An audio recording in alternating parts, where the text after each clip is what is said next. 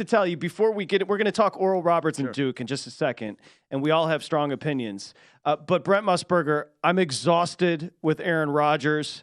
I don't have time for it. You know, he went on with Pat McAfee earlier today, said his want is to play for the Jets. He gave him a list, it was purported, of players that he wanted to join. What's your take overall on the saga? Well, it'll be very fascinating to follow how he performs with the Jets. Now, obviously, the big delay is in what are the Jets going to give up. Now, I think the Jets hold the cards in this one, okay?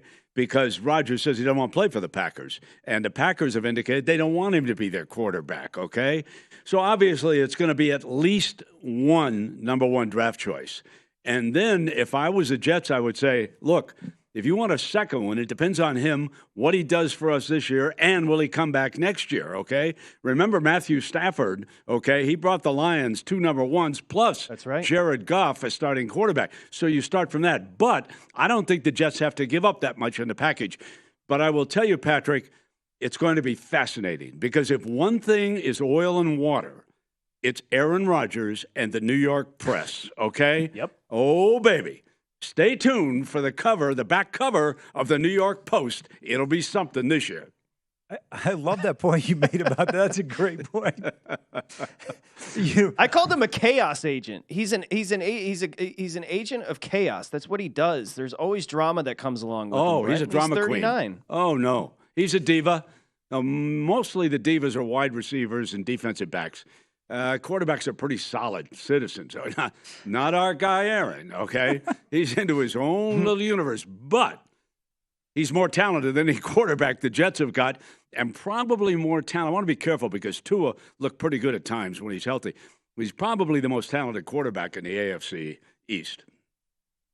You know what's interesting, Amal, I want to ask you this. Think about what he just did. He wants to go play for the Jets, but he just handed the Packers, as you and I were discussing a little bit earlier, he just handed the Packers all the leverage. So while going on that show today and saying, I want to go play for the Jets, he handed his old team and the Packers the trade leverage. Patrick, no? I don't think so.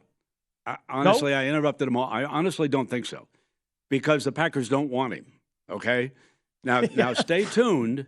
Stay tuned, okay, because that's what's holding up this transaction is what will the Jets give the Packers in return for Rodgers? Brent, I agree with you. Patrick, I get your point. But to me, if you're the Jets, you don't have to give up that much at this point in time. No. You know, the marriage is on the verge of divorce, and so you just kind of wait it out a little bit. Plus, who else is – New Orleans was a thought process, right? Potential teams I'm looking at that could be a landing spot. Carolina's moved up to first in the draft. By the way, Brent, there will be a Buckeye going number 1 there. It won't be Bama. You think No, I don't, Stroud? but I just wanted to say that because I know you support your guy, Nick. Let me tell you something. I was just back with Chris Andrews. And Chris, the bookmaker here, for those who don't know the SouthPoint, he's been a big Stroud proponent for a long time. Yeah. Okay? And he said everybody put him down until that great playoff game against Georgia. And Stroud, and he points out, Stroud's size is more attuned to the NFL than Bryce Young. And I love Bryce Young. Full disclosure, I think he's unbelievable. But 5'10" and a half, you do have to think about it, all right? I would agree with you. Patrick's made this point throughout the conversation on the draft since this show started, and I think it's a great point.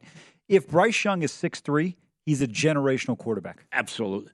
100%. Absolutely right. No doubt about it. Well, Patrick, I'm glad you agree because it was your point.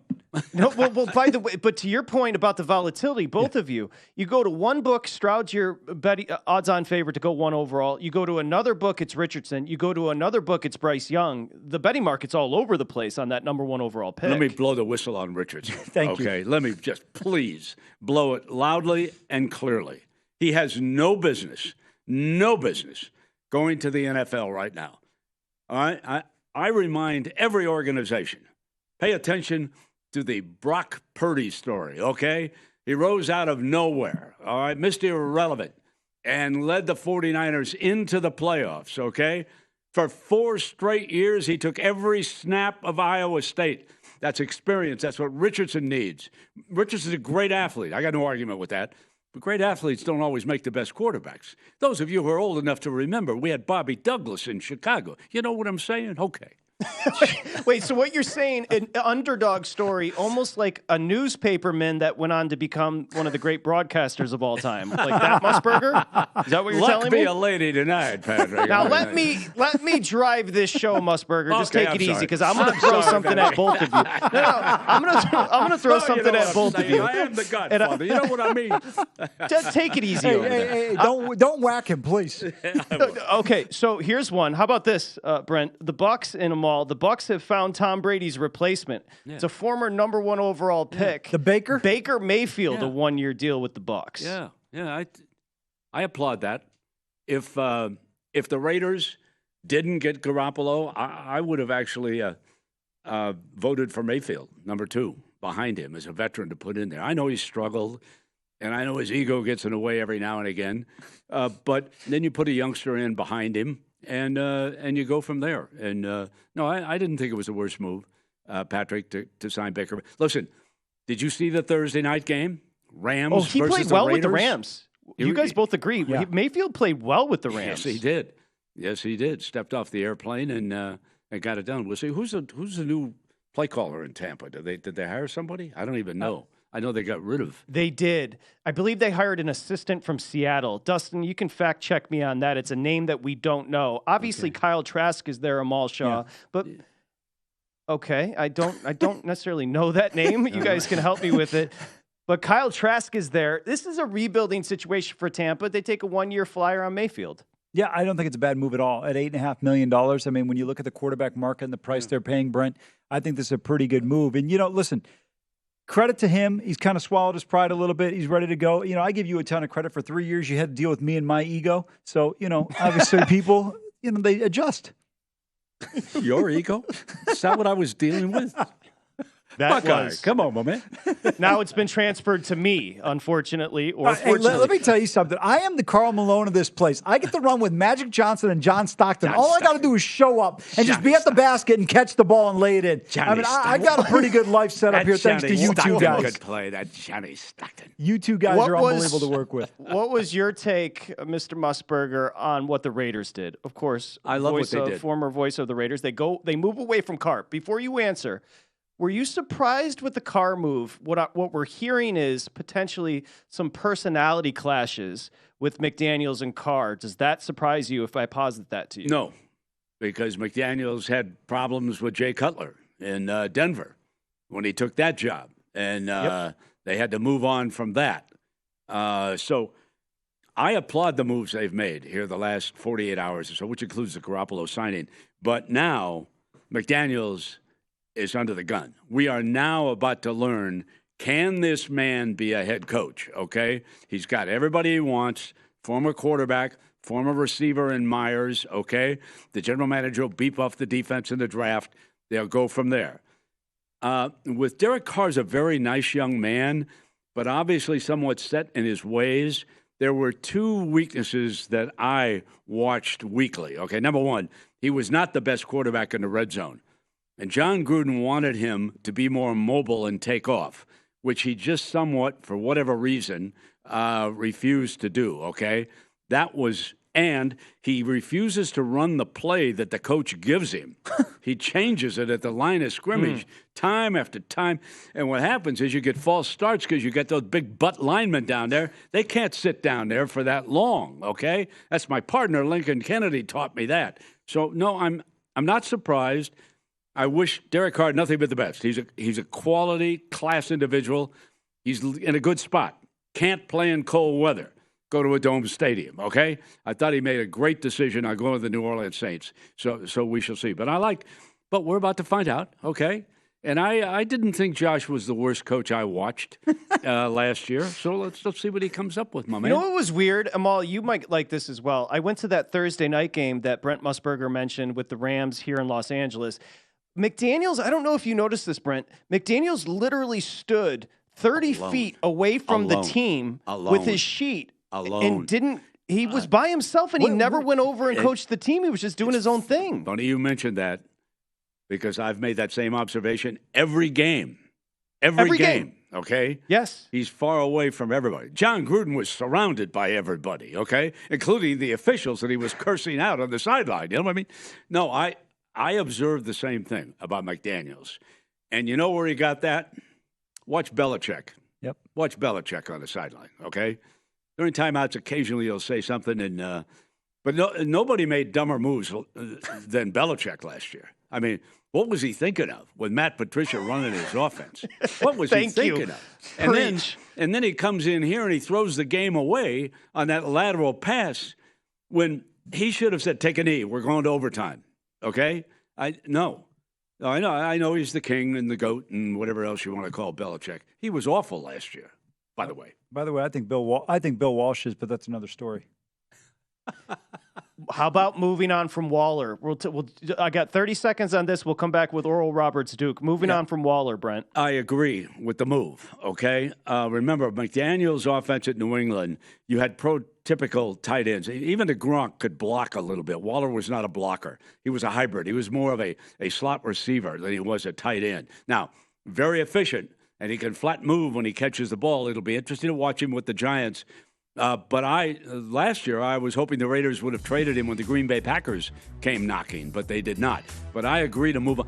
This is, if you look at all the positions coming out of the draft, Patrick, tight ends may be the best.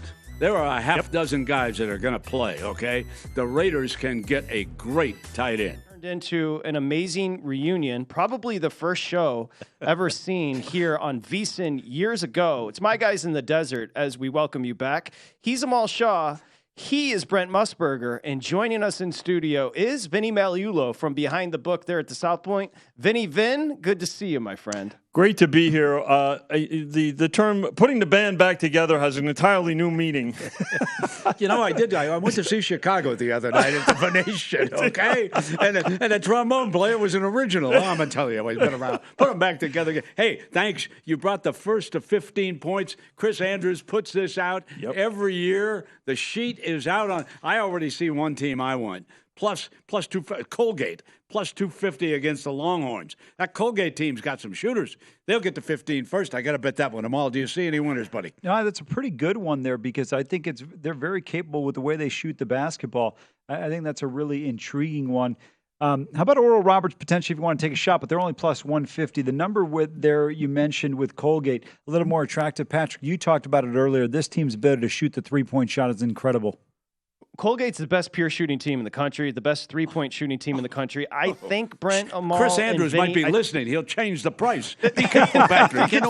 Vinny, you know what I'm saying. Well, Vinny listen, will run back to him. If you look at the bottom of the sheet, right there, the first stipulation is odds subject to change. However, we won't move. We won't move it based on on-air discussion. It'll take money to move it. Vinny, let me ask you, how's the handle been? This is the best time of the year. We met during March Madness. Yes. It's so exciting at the SouthPoint. Give me an idea of the early action there at the book. I've got to tell you, I was just with a group of folks that have been coming here. They've been actually coming to one of Michael Gaughan's properties now for the last 25 years, and they've been here at the SouthPoint since Michael's been here now some 15 years. So that'll give you an idea that of not just the loyalty, but the fact that the folks have made their annual pilgrimage. Patrick, and we've got, I just also this morning, Chris and I, Jimmy Vaccaro, we walked up to the event center here, which is set up for the viewing party that we've got here with all kinds of specials, obviously, for food and drink. We've got a free throw shooting area set up for folks to win beverages all weekend long. The betting windows are set up. There's 20 betting windows and kiosks up there. So, I liken it to when I was at Caesars, I always said that when we had a major fight, the energy would not only transcend the property, but it would transcend the entire town. We've got the same vibe here, and it's like this every year. And seeing a lot of familiar faces from around the country really brings a lot of joy, too. So it's a lot of fun. It's the best time of the year. I know, Amal, this is your favorite time of the year. Brent, where do you rate this as far as just a pocket on that sports calendar? Is this right up there for you? Boys' night out, number one, okay? Don't bring any girlfriends or wives to this weekend, okay? Okay. And make sure, as somebody on VSiN wrote, have a hearty breakfast. You may not eat again until later. You know what I'm saying? That's right. That last line is so accurate. You know how many times people come out here, we got dinner reservation. I'm like, why are you making a reservation at 7? Exactly. I'm like, the game's not over until like 9 o'clock. What are you doing? I mean, he's so right on that. Yep, late night dining for sure. For yeah, and also just count the money that you bring in that you can afford to bet, and count on the fact that you will leave without any of it. Okay? Wait a minute, I disagree. This is. Now, you live here. You're a professional bettor. No, but the reason why I say that, it's not like the bank's going to keep your money. Well, don't go to the Silicon Bank for, you know what I'm saying? SVB, Silicon Valley Bank. Listen, like I've always said, if you can't trust your bookie, who can you trust? Yeah, right, Brent? They're the best bankers in the world. That's right. You know what I'm saying? If Take your money and put it on one of those apps and just leave it there. It's safer than some of these bankers are. If this is going to turn into Fox News, I can't trust the three of you. Let's go to Oral Roberts and Duke Magliulo. We're looking. I got 40,000 I see you laughing, Brent. Take it easy. Never mind is right over there. He called me Tucker Carlson last time out. Let's go. Oral Roberts, Duke. We're looking for an upset. Duke playing great coming in, but guess what, Vin? So is Oral Roberts. Where did you open this one, and where are you sitting? You know, this one opened higher. So initially, when we opened, and again, we came out with the numbers as they were. The pairings were coming out on Sunday evening. Had a great time doing it, and most of the money came in on dogs, and now we're starting to see some two-way action show up. And again, we're looking for that threshold here. So Duke's sitting at 6.5 here. Initially, money came in on Oral Roberts, and now coming in on Duke. And again, there'll be plenty of opinions on both sides here. What's interesting too, I want to tie this into, Patrick. You bring up a good point. When you're looking at the game there, and you're looking at this 1st to 15, what's interesting is there will be folks that have Oral Roberts on the 1st to 15, but they'll have Duke in their parlays for their money line on their money line parlays. We've got a group that's been coming here for the last few years, and Brent has gotten a kick out of these guys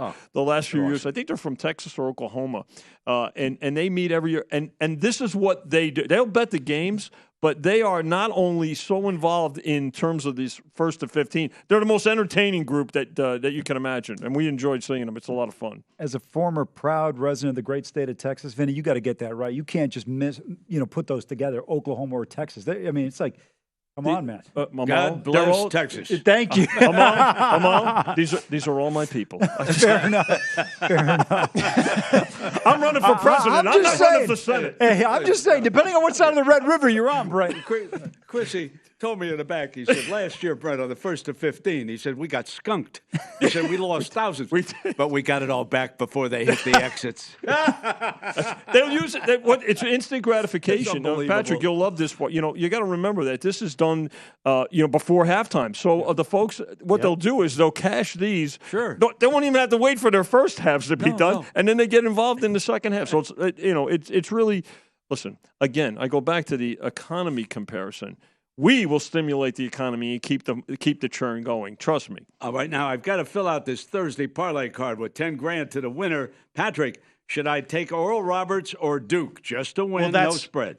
Let's go around here because, Brent, we were talking about it during the break. Oral Roberts has been here before. You remember when they beat your old partner there, Ohio State, as a two seed a couple of years ago. Asmus was on the team. He's still on the team. This is a very good mid-major team, a legit mid-major team. Can they expose what has been a weak ACC this year? They come in, Brent, Oral Roberts having won 17 straight. We know Duke's won 9 straight. I think they can threaten the Dukies here. There's a lot of size differences here as far as Duke's concerned and athletes, but Oral Roberts is legit. They can score, the 3rd highest scoring team in the country, and they shoot 1 billion threes.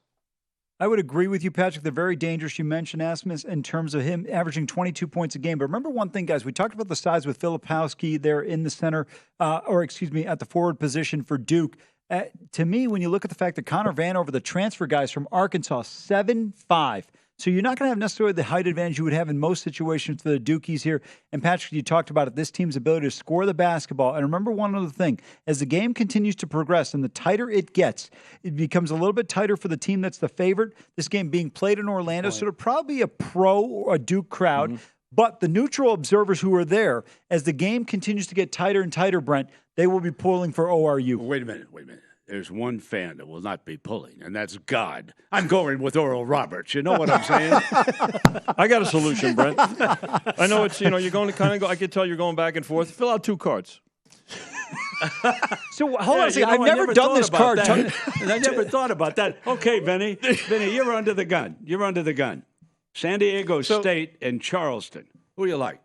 Oh, love San Diego State. Lay the 5, Brent. Defense. Lay the 5. San Diego? Okay. Yeah, absolutely. Yeah, hold on a second. What's the number of limits on these cards you can do? Because I'm just trying to do the math. $5 a card. $5 a card? $5 Beautiful. a card. Patrick, we're going to have to put some in for us here. We're going to have to do some That's right. calculations You here. gotta get 'em in. Just look at this. Hey, we got a special. Michael Guns. 4 for $20.